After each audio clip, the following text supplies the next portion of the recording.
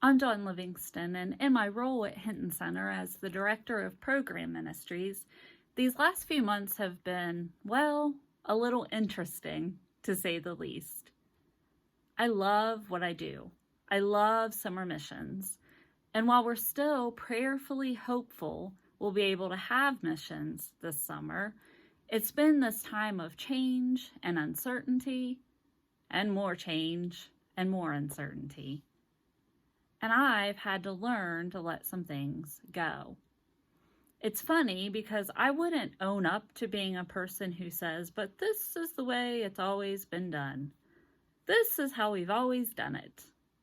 Yet, as we face summer, and as we think through adhering to physical distancing and health and safety practices and guidelines, I found myself lamenting over things that might look a little differently.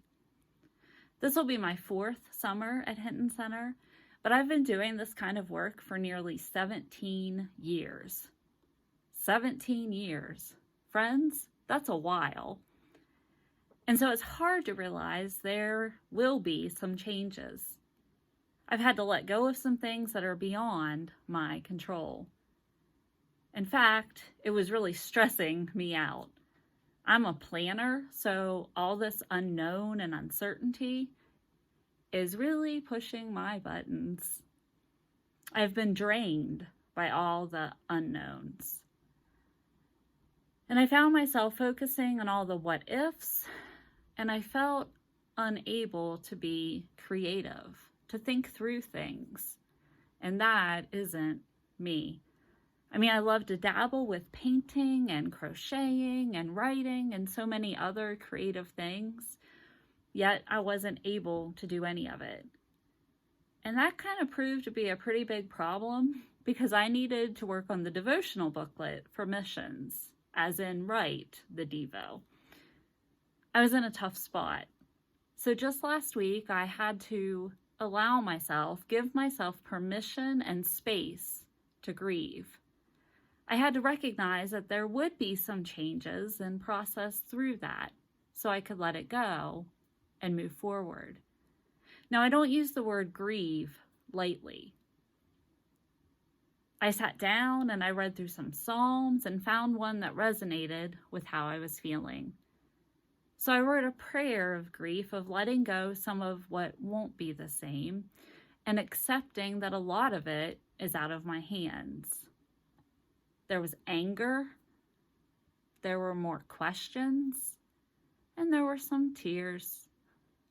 It was hard, but it was also beautiful and healing.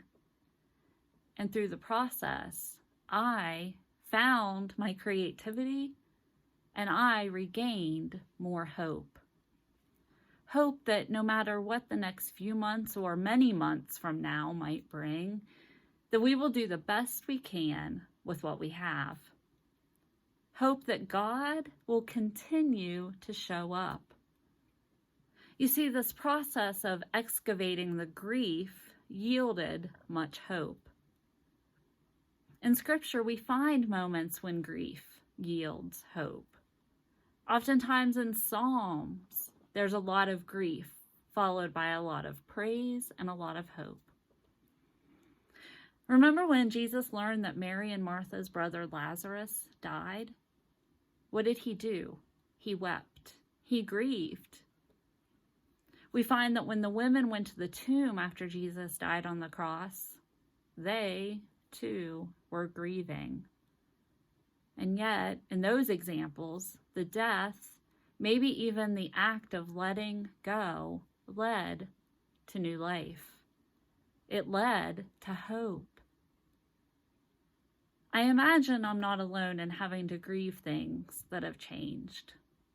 Maybe things we've lost these past few months or things we're losing in the coming months. And yet, I cling to the hope that there will be new life. Yes, it might not look the same. Plans might be on hold for a season. But hope is there. God is there. As we continue planning for summer and praying that we will have missions, we trust that all things will work together for good. And that's my prayer for you today, that you can trust that even if things have changed or are changing, that God is there, that you are treasured by God, that you have the capacity to let the love and light of Jesus shine in and through you. Friends, we are in this together.